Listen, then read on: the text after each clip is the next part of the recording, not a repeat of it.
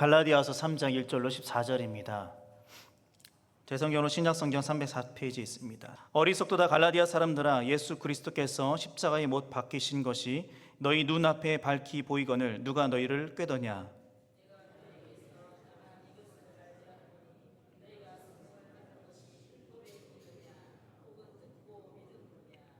너희가 이같이 어리석으냐. 성령으로 시작하였다가 이제는 육체로 마치겠느냐.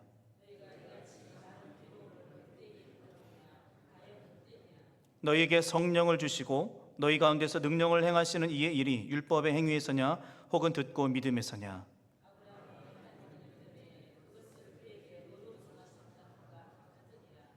그런즉 믿음으로 말미암은 자들은 아브라함의 자손인 줄 알지어다.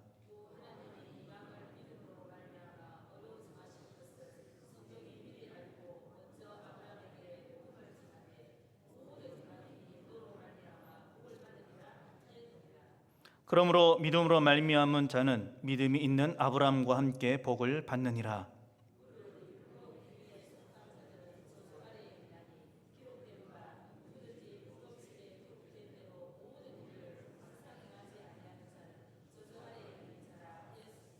또 하나님 앞에서 아무도 율법으로 말미암아 의롭게 되지 못할 것이 분명하니 이는 의인은 믿음으로 살리라 하였음이라.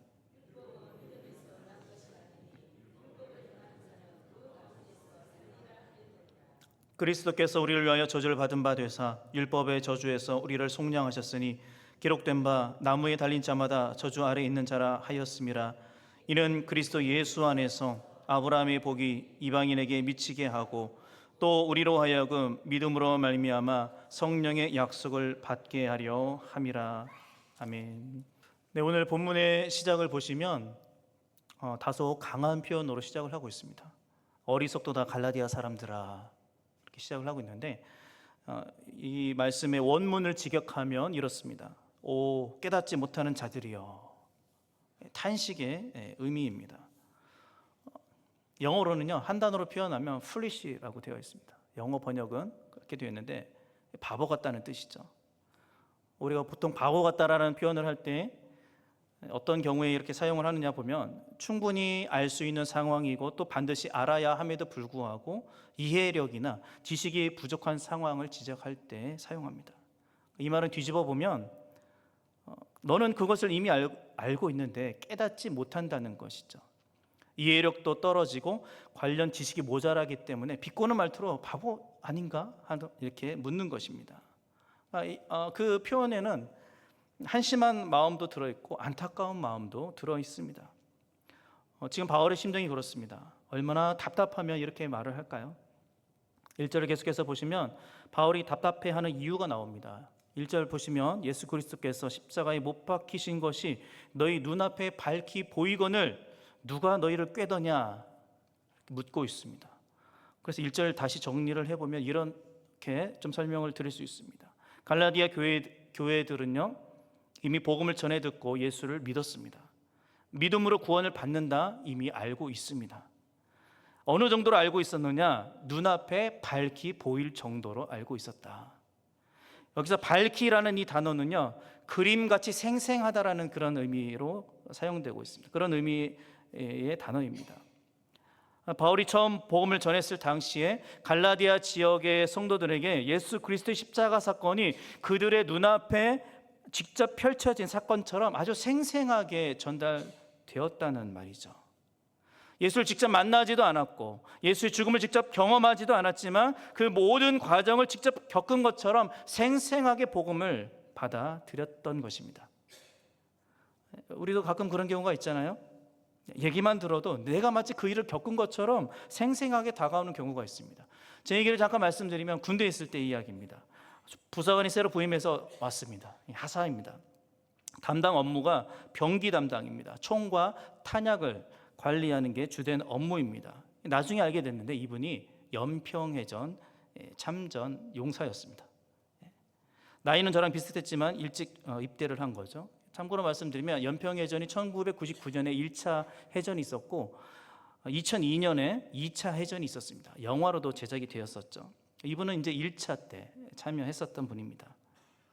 참고로 저는 연평해전과는 아무런 관계는 없습니다. 이분의 이야기를 그냥 들었을 뿐입니다.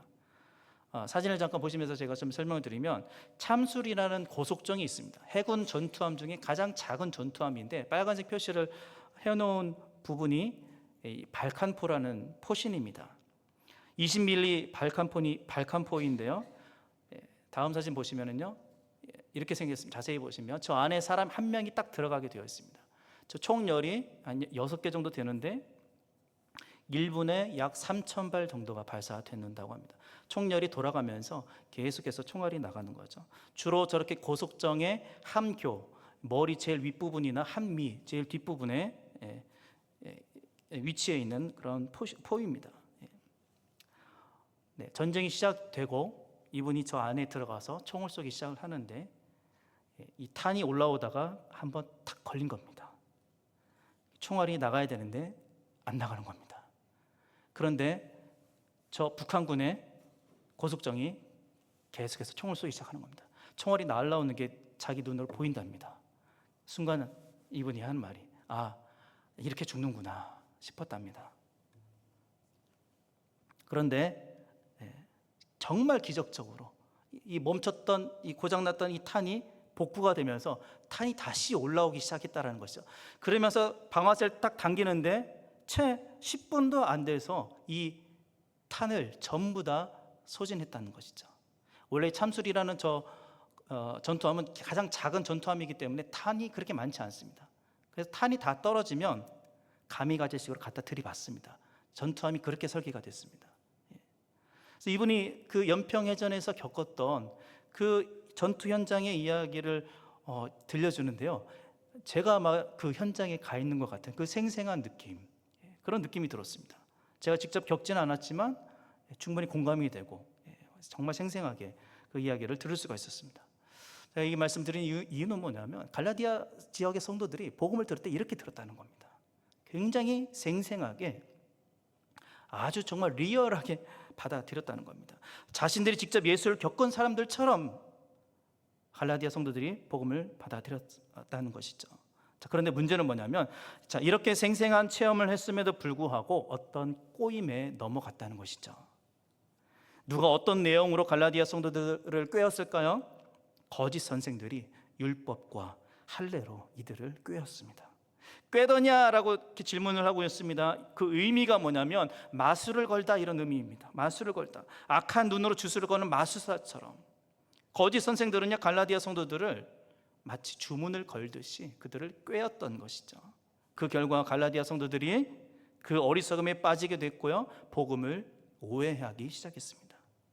또 꾀었다는 것에 다른 의미가 있습니다. 설득했다, 강요했다, 이런 의미도 있습니다. 즉 거짓 선생들은요, 갈라디아 성도들에게 자신들을 믿고 따르도록 계속해서 설득했고 강요했다. 그 결과 자신들의 꼬임에 넘어오게 만들었다, 이렇게 볼 수 있는 것이죠. 바울이 전한 그 생생한 복음의 진리를 받았음에도 불구하고 도대체 어떤 악한 마술과 같은 일이 있었기 때문에 그토록 그 받아들였던 그 복음을 그렇게 빨리 잊어버릴 수 있느냐 하는 것입니다. 그만큼 거짓 선생들의 방법과 계략이 얼마나 교묘했는지를 알 수 있는 부분이기도 합니다. 여러분, 우리가 여기서 한 가지 알아야 될 것은 무엇이냐면 예수 그리스도의 십자가 사건이 과거의 사건으로 그냥 끝나서는 안 된다는 것입니다. 2000년 전의 역사적 사건으로 그냥 지나가서는 안 된다는 것이죠. 우리의 기억 속에만 머무르는 사건으로 묻어버리면 안 된다는 것입니다. 다시 말하면 예수 그리스도의 십자가 사건이 여전히 우리에게 생생하게 지금도 눈앞에 보이는가 하는 것이죠. 여러분에게 질문을 드리겠습니다. 여러분, 예수 그리스도의 십자가가 보이십니까? 보이지 않는다면 무엇 때문일까요? 혹시 어떤 꼬임에 넘어가고 있는 것은 아닐까요? 왜 자꾸 그런 꼬임에 넘어가는 걸까요? 뭐가 문제인 걸까요? 십자가 사건이 과거에 그런 일이 있었구나 하고 그냥 넘어갈 문제가 아니라는 겁니다. 예수 그리스도의 십자가가 당장 내 눈앞에 생생하게 그려지지 않는다면 나는 말씀을 들어도 읽어도 보아도 아무런 감동도 없고 내 삶에 아무런 변화가 있을 수 없다는 말입니다. 이문기 선교사님과 잠깐 이야기를 하면서 유럽의 목회자들에 대해서 잠시 들을 수 있었는데요, 목사라는 직분을 받았음에도 불구하고 이분들이 예수님의 일생이 실제가 아니라 소설과 같은 이야기라고 믿는 목회자가 사실 있다고 하는 겁니다. 십자가 사건을 인격적으로 체험하지 못했기 때문에 그런 일이 벌어지고 있는 것 아니겠습니까? 그래서 바울은 다시 묻고 있는 겁니다. 2절입니다.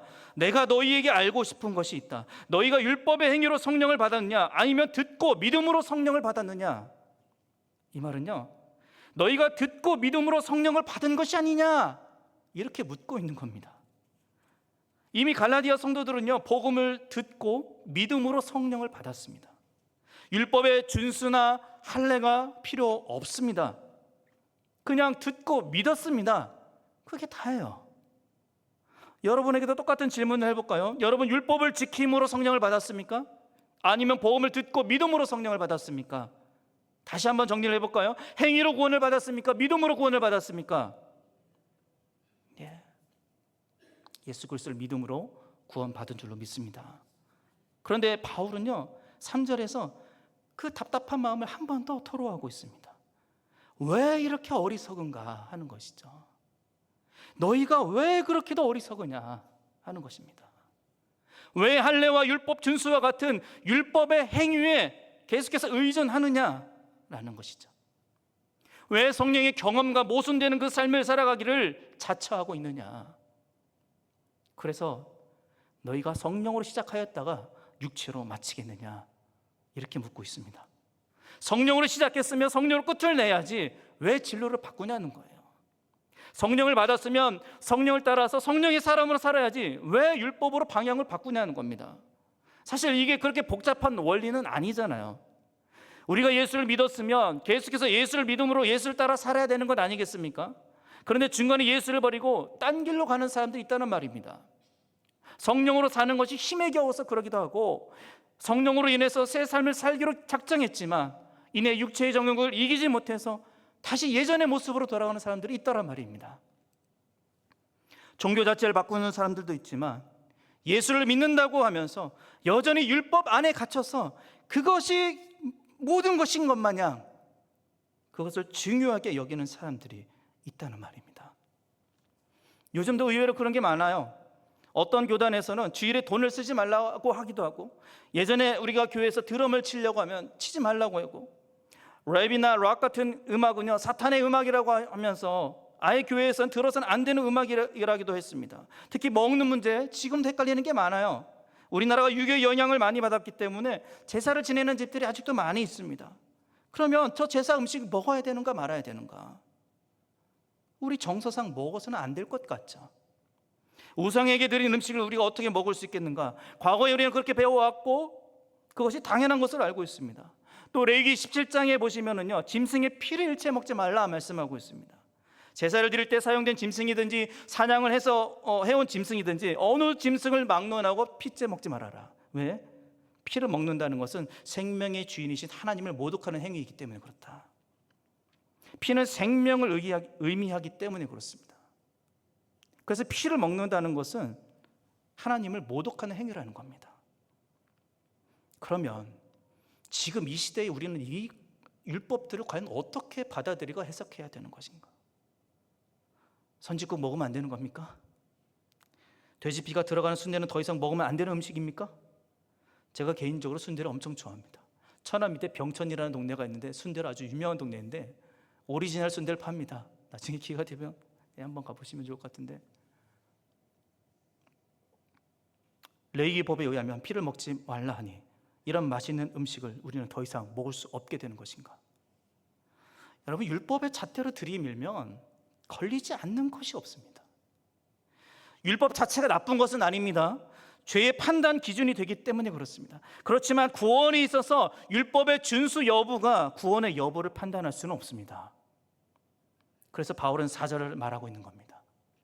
이제까지 경험한 성령의 역사를 헛되이 경험했느냐? 이제까지 너희가 경험한 성령의 역사가 다 헛된 것이냐? 5절에서 다시 한번 묻고 있죠. 우리말 성경으로 제가 다시 한번 읽어드리겠습니다. 5절입니다.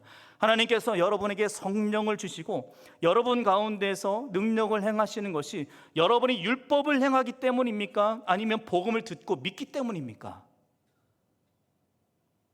바울의 질문입니다. 하나님이 주신 그 성령을 너희가 받은 것이 그리고 하나님이 행하신 그 능력들을 너희가 체험한 것이 율법의 행위에서냐 듣고 믿음에서냐? 그에 대한 답변이 뭡니까? 듣고 믿음으로 성령을 받았고 하나님이 행하신 기적을 그렇게 체험했다라는 겁니다. 그러므로 자신의 행위를 의지하지 않고 계속해서 의식적으로 그리스도께만 의지하여 살아갈 때에 성령께서 역사하신다는 것이죠. 우리의 삶에 복음을 적용하며 실천할 때에 성령께서 역사하신다는 겁니다. 이렇게 거짓을 따르는 갈라디아 성도들을 향해서 구약의 한 사람을 예로 들어서 믿음으로 구원에 이르게 된다는 것을 설명하고 있습니다. 그 인물이 누구예요? 아브라함입니다. 그러면 왜 아브라함입니까? 그 많은 인물 중에 왜 아브라함일까요? 바울이 지금 대적하고 있는 사람들 유대주의자들입니다. 바울은 지금 유대주의자들과 대립을 하고 있습니다. 근데 그 유대인의 시조가 누구예요? 아브라함입니다. 이스라엘 민족이 아브라함부터 시작이 됐다는 것이죠. 아브라함을 사용하셔서 하나님께서는 큰 민족을 이루겠다 약속하셨고 그 약속을 이루셨습니다. 그러면 아브라함은 그 약속에 어떻게 반응했을까요? 창세기 15장 6절에서 바울은 이렇게 창세기 15장 6절을 바울은 인용을 하고 있습니다. 15장 6절 아브라함이 여호와를 믿으니 여호와께서 이를 그의 의로 여기시고. 아브라함이 반응이 어땠습니까? 여호와를 믿었다. 성경은 그렇게 기록을 하고 있습니다. 그리고 하나님께서는 그것을 그의 의로 여기셨다 말씀하고 있습니다.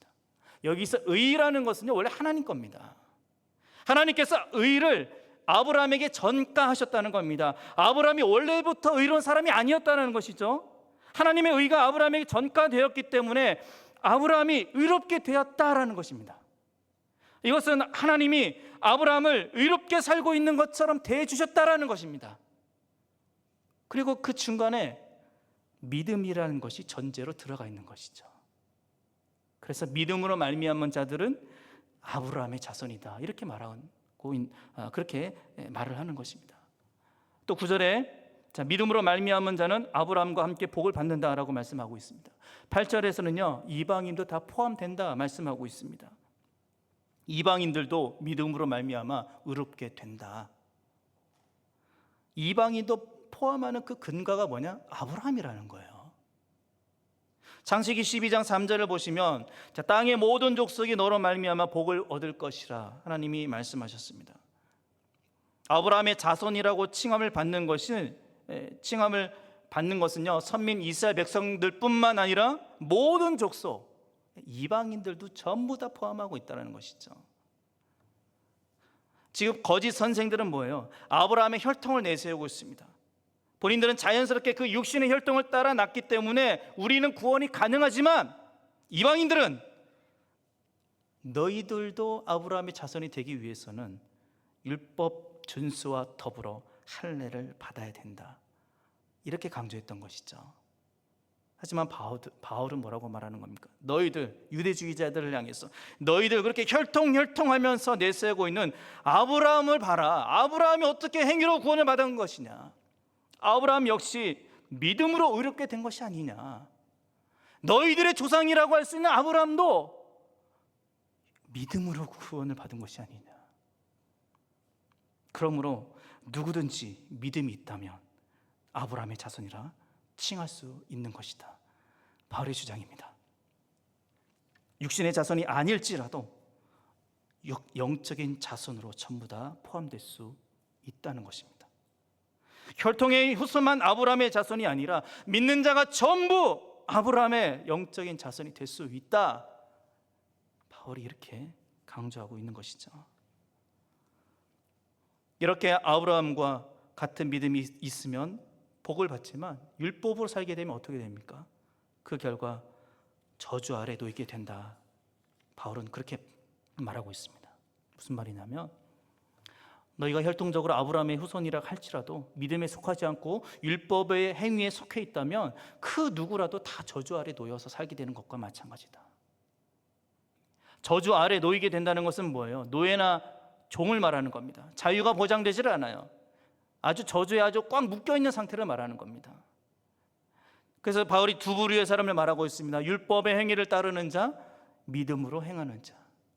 이 두 부류의 사람에 대해서 대조하면서 설명을 하고 있죠. 11절에서 바울은 이에 대해서 아주 확실하게 입장을 정리를 하고 있습니다. 하나님 앞에서 아무도 율법으로 말미암아 의롭게 되지 못할 것이 분명하다. 그리고 의는 믿음으로 살 것이다. 아브라함을 다시 한번 좀 생각을 해볼까요? 아브라함 역시 행위로서가 아닌 믿음으로 의롭다함을 얻었다라고 말씀드렸습니다. 하나님의 의가 아브라함에게 전가되었다, 넘어갔다라고 말씀드렸죠. 그렇다면 아브라함의 삶은 믿음의 삶이었다라는 것입니다. 마찬가지로 누구든지 믿음이 있으면 아브라함처럼 의롭게 되는 것입니다. 그런데 12절을 보니까 율법을 행하는 자는 그 가운데 산다 말씀하고 있죠. 세상에서 율법을 완전히 지키는 자가 있을까요? 율법의 모든 조항들을 지킬 수 있는 사람 단 한 사람도 없습니다. 그렇기 때문에 결국에 이 율법을 통해서는요, 누구도 살 수가 없다는 것을 여기서 말하고 있는 겁니다.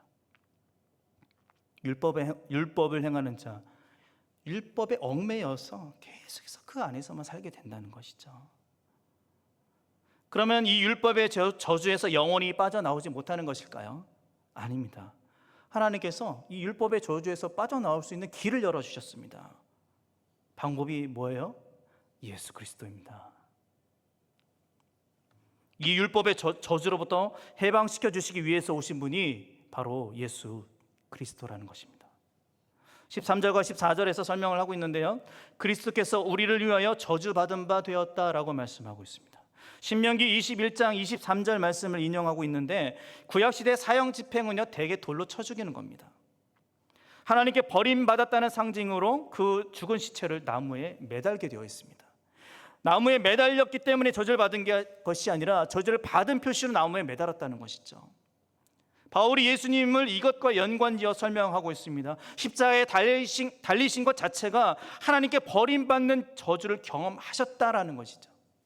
그러므로 우리가 결국에 율법의 저주에서 해방된 결과를 얻게 되었다. 우리가 받아야 할 저주를 예수께서 대신 받으심으로 우리가 해방되었다는 것입니다. 예수께서 우리를 대신해서 희생 제물이 되어 주셨다 말씀하고 있습니다. 그래서 우리의 죄와 저주는 예수님에게 전가되었고 넘어갔고, 예수님의 의와 복과 성령이 우리에게 전가되었다, 우리에게 넘어왔다. 예수께서 자신의 몸을 제물로 사용하시면서 우리에게 그런 은혜를 주셨다는 겁니다. 그래서 우리는요, 그 예수를 믿음으로 의롭게 되는 것이죠. 예수를 믿음으로 아브라함의 자손이라 불릴 수 있게 되는 것이고, 아브라함이 받은 복을 우리도 받을 수 있게 되는 겁니다. 또 성령을 약속으로 받을 수 있게 되었습니다. 이것이 어떻게 사람이 노력으로 되냐는 말이에요.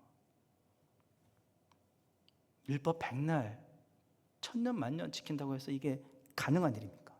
이게 사람의 노력과 힘으로 되는 일이냐? 아니라는 것이죠. 저주 아래 속박되어 있었던 우리가 자유를 누릴 수 있도록 해주신 것은 예수 그리스도의 십자가, 예수 그리스도의 그 십자가 사건입니다. 그래서 우리가 그 예수 그리스도를 믿음으로 고백할 때에 우리에게 참된 자유가 보장되어지는 것이죠. 구원의 문제는요, 택함 받은 백성이라 불리는 유대인들이든 예수를 몰랐던 이방인들이든 예수 그리스도를 믿는 믿음이 없으면 해결될 수 없습니다. 우리의 마음에 그래서 이러한 예수님의 사랑과 은혜가 자리 잡고 있는가 하는 것이죠. 예수님께서 나를 살리시려고 자신이 직접 저주를 담당하셨고 십자가에 달리셨습니다. 우리의 모든 죄를 모두 다 가져가셨다라는 말입니다. 이것이 우리의 눈에 밝히 보이는가? 내 눈앞에 생생하게 펼쳐지고 있느냐? 바울이 오늘 우리에게 던지는 질문입니다. 내가 육안으로 직접 예수를 만나보지도 않았고, 그분으로부터 직접적인 계시를 받은 것도 아니고, 그분의 음성을 육성으로 직접 들은 것도 아니지만, 마치 그분이 내 눈앞에 서 있는 것처럼, 또 그분의 말씀을 육성으로 듣는 것처럼 예수 그리스도의 십자가가 눈앞에 생생하게 느껴지고 있냐는 말입니다. 제 안에 계속해서 맴도는 말씀은요, 내 눈앞에 그리스도께서 십자가에 못 박히신 것이 밝히 보이는가? 밝히 보이고 있는가 하는 것이죠. 여러분, 신앙의 매너리즘에 빠지게 되면 자꾸만 다른 것에 시선을 빼앗기게 됩니다. 저를 비롯해서 이미 예수님을 인격적으로 만나신 분들이 많이 있을 겁니다. 예수님을 인격적으로 만났을 때 어때요? 성령이 충만하죠. 찬송만 불러도 가슴이 뜨거워요. 기도하면 시간 가는 줄 모릅니다. 어떻게 이 벅차오르는 감정을 주체할 수가 없습니다. 예수님께서 나를 위해서 고난당하시고 죽으셨다는 것을 생각하면 가슴이 먹먹해지고요, 내가 죄인이라는 사실을 서슴없이 예수님 앞에 고백했었던 것 같아요. 어려움이 있어도 좌절과 실패를 경험해도 나를 도와주시고 내 곁에서 힘이 되어주시는 예수님이 계시기 때문에 위로가 되고 견딜 수 있었던 것 같아요. 그런데 지금은요, 여전히 그 마음이 유지되고 있습니까? 언제부터인가 기도가 막히고요, 말씀도 귀에 잘 안 들어오고요, 예수님의 십자가 사건은요, 벽에 걸어놓은 전시용 그림처럼 그냥 지나가다가 그냥 구경하는 신세가 되어버린 것 같습니다. 내 신세가 그냥 불쌍해요. 처량해 보이고 답답해 보여요. 육체의 생각들이 성령의 마음보다 앞서기 시작했다는 겁니다.